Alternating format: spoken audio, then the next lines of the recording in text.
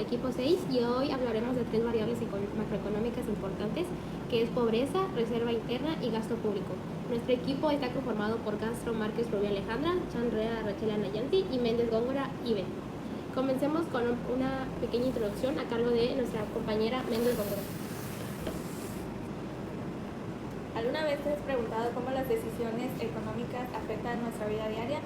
Pues la macroeconomía estudia precisamente eso, las variables como la pobreza, el gasto público y las reservas internacionales, cómo afectan el bienestar de nosotros como ciudadanos. Y estas variables no solo se reflejan en cifras, sino que muestran cómo se distribuyen los recursos y cómo se protege la estabilidad económica y cómo nuestras decisiones como ciudadanos y futuros administradores se conectan con el futuro del país. Y en esta exposición descubriremos cómo estas fuerzas económicas impactan nuestra vida y por qué son importantes. Y el contenido de nuestra exposición incluye la introducción, la pobreza, la reserva interna, gasto público, conclusiones y las referencias. Empecemos con la primera variable macroeconómica, que es la pobreza. Bueno, ¿qué es la pobreza? La pobreza es una situación que no simplemente se basa en la situación económica de las personas, sino también en las necesidades básicas que estas mismas tienen. Como en la pirámide de Maslow nos dice que para que una persona esté satisfecha con sus necesidades debe cumplir primero con las necesidades fisiológicas de seguridad y continuamente con las demás. En este caso, las necesidades fisiológicas son las que la pobreza, en este caso una persona con pobreza, no satisface, como la atención médica, los alimentos, las viviendas o el agua potable. Además existen diferentes tipos de pobreza, como la múltiples, entre otras, que veremos más adelante. Aquí existe una gráfica de la evaluación de la pobreza del 2016 al 2024 y una población de situación de pobreza extrema del 2016 al 2024. Aquí podemos ver el margen de cómo disminuye y cómo baja continuamente durante estos años. Bueno, no todos tienen el mismo nivel de pobreza, hay algunos que tienen más que otros o tienen diferentes características.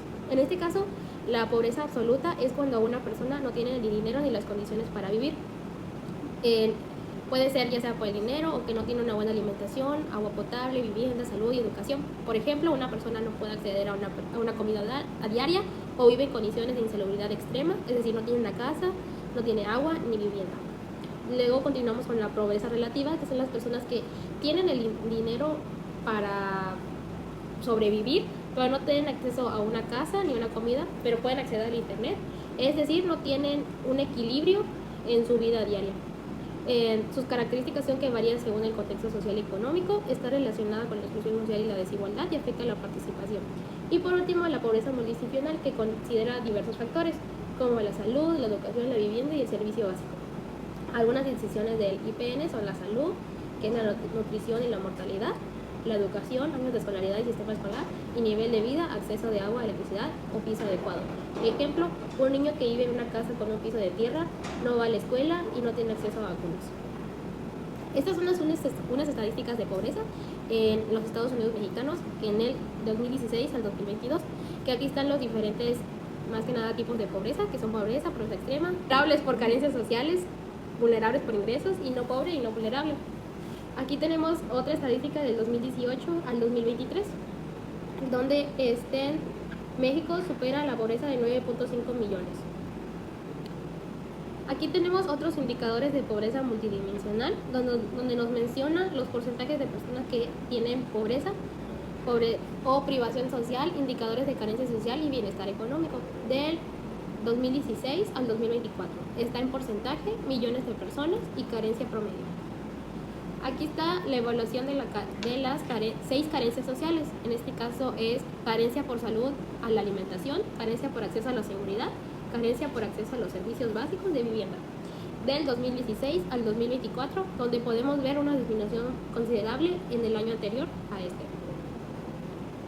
Algunas de las causas de la pobreza son la desigualdad social y económica, falta de acceso a educación de calidad, desempleo o empleos mal remunerados, conflictos armados o violencia, entre otros. Algunas consecuencias de la misma son malnutrición, enfermedades, falta de oportunidad de desarrollo, exclusión social, mayor vulnerabilidad a la violencia y explotación, entre otros. Un ejemplo general de la pobreza es que, les voy a leer un ejemplo. Juan es un hombre de 45 años que vive en una comunidad rural del estado de Chiapas, una de las entidades con mayor pobreza en México. Vive con su esposa y 3 hijos, su familia depende de la agricultura de subsistencia y esporádicamente vende productos en el mercado local. Análisis de la situación. La familia de Juan tiene un ingreso mensual de 3.500, es decir, menos de 700 pesos por persona. Esto está por debajo de la línea de pobreza según la Coneval, ya que no alcanza para cubrir la canasta básica alimentaria.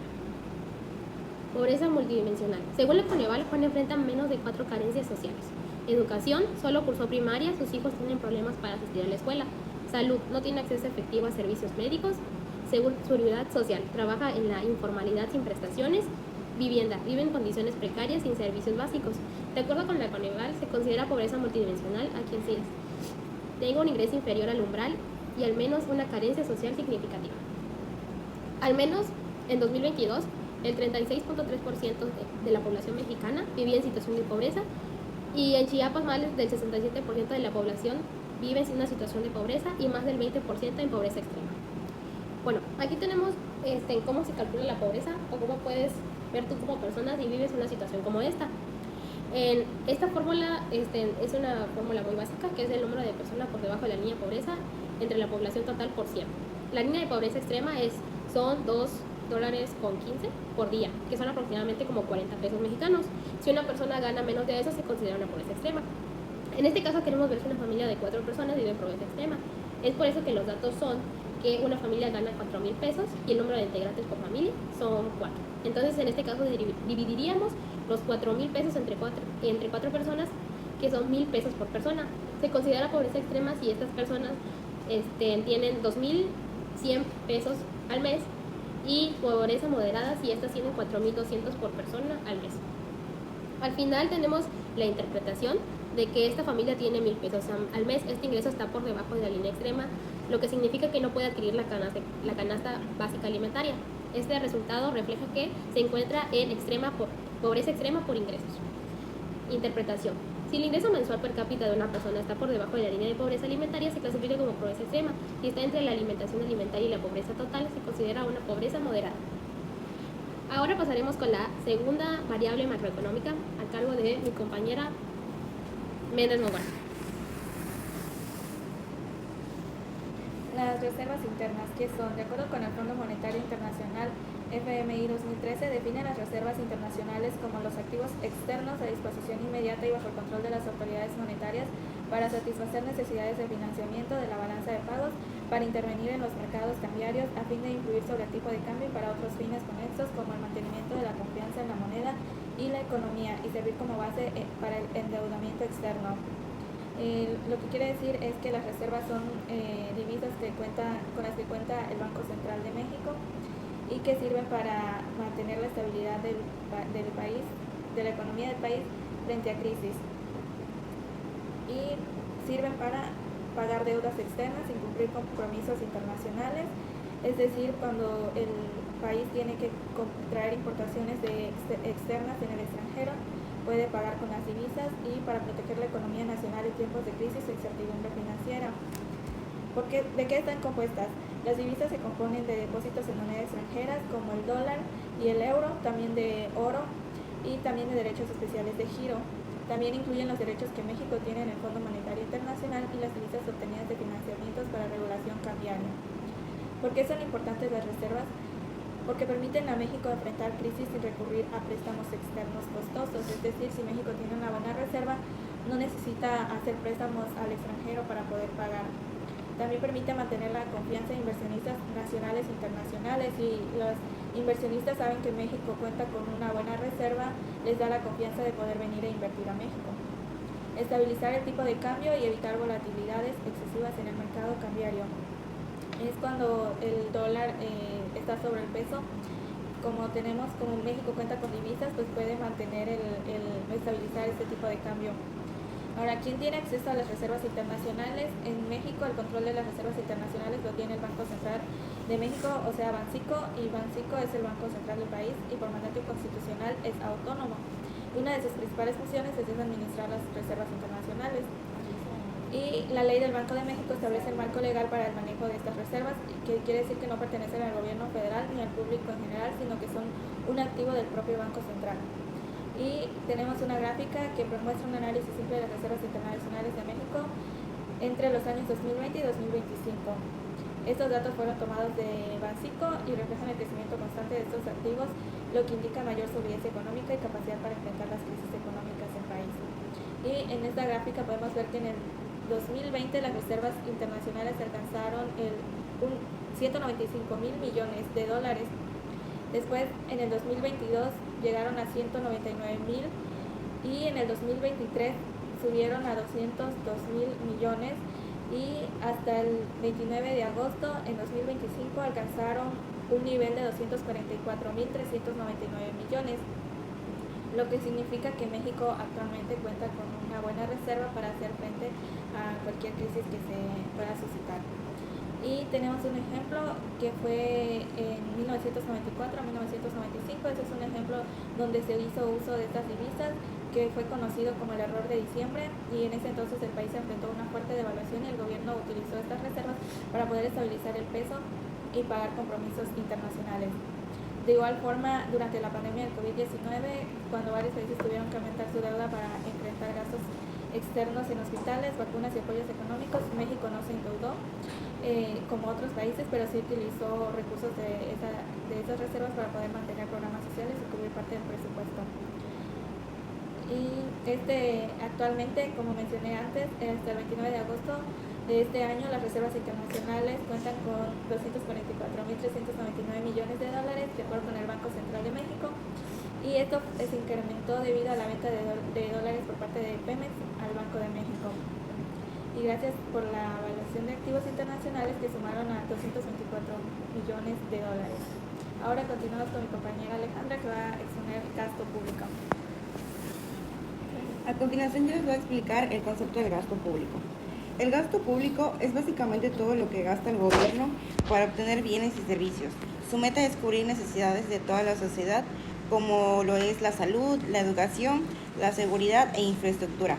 Además, también sirve para dar apoyos o transferencias que ayuden a la riqueza y que se aparte de manera más justa. En la clasificación de los gastos públicos, estos se dividen en dos.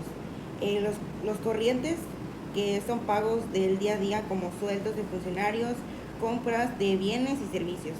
Y estos son los pagos a funcionarios, obras públicas, etc. Los de inversión, que van dirigidos a obras públicas, proyectos de infraestructura o apoyos a empresas para generar desarrollo. Tenemos el avance y la ejecución del gasto público durante el trayecto del año 2025, que es básicamente a lo que está destinado el dinero en el año de 2025. Entre ellos tenemos el desarrollo agrario, la infraestructura, comunicaciones y transportes, entidades no sectoriadas, el Instituto de Seguridad y de Servicios Sociales de los Trabajadores del Estado, la Comisión Federal, la Institución Nacional Electoral, el Bienestar y la Educación Pública. Tenemos las variables relacionadas con el gasto público, que estas son el PIB, el Producto Interno Bruto, y esto nos dice que puede aumentar el PIB al impulsar la demanda. También tenemos la inflación, que nos dice que es un aumento excesivo del gasto público y puede generar presiones inflacionarias si la demanda supera la capacidad de producción. También tenemos la tasa de interés, que es el financiamiento del gasto público mediante deuda que puede afectar las tasas de interés de la economía. Así como también el empleo, que son las inversiones públicas en infraestructura, que puede generar empleo y reducir el desempleo. El déficit fiscal, que es el gasto público que influye directamente en el balance fiscal del gobierno. También tenemos un ejemplo, que son los programas sociales prioritarios. Como ejemplo está la pensión para el bienestar de las personas de adultos mayores, que recibieron 465 mil millones de pesos en el 2024, lo que representa uno de los rubros más grandes del gasto de México. En la educación, la Secretaría de Educación Pública, la SEP, tuvo un presupuesto de 444 millones de pesos. Y la salud, que fue el Instituto Mexicano del Seguro Social, IMSS, que contó con 1.2 billones de pesos destinados a servicios de salud y seguridad social. Así como también la inversión en infraestructura, que se asignaron recursos para macroproyectos como el Tren Maya y la refinería de Dos Bocas. Como conclusión, tenemos que el gasto público es una de las herramientas principales que tiene el gobierno para atender las necesidades colectivas y fortalecer la economía del país. Cuando se utiliza de manera eficiente puede ayudar a reducir la pobreza, ya que dirige a recursos a programas sociales como la salud, la educación e infraestructura, que se benefician directamente de la población más vulnerable. Sin embargo, si no se administra con responsabilidad, puede generar desequilibrios fiscales o incluso incrementar la desigualdad. Por otro lado, el manejo adecuado de las reservas internas resulta fundamental porque garantizan la estabilidad económica y sirven como respaldo en situaciones de crisis. En conjunto, un gasto público equilibrado, enfocado en combatir la pobreza y respaldado por unas reservas sólidas, contribuye a lograr un desarrollo más justo y sostenible para la sociedad.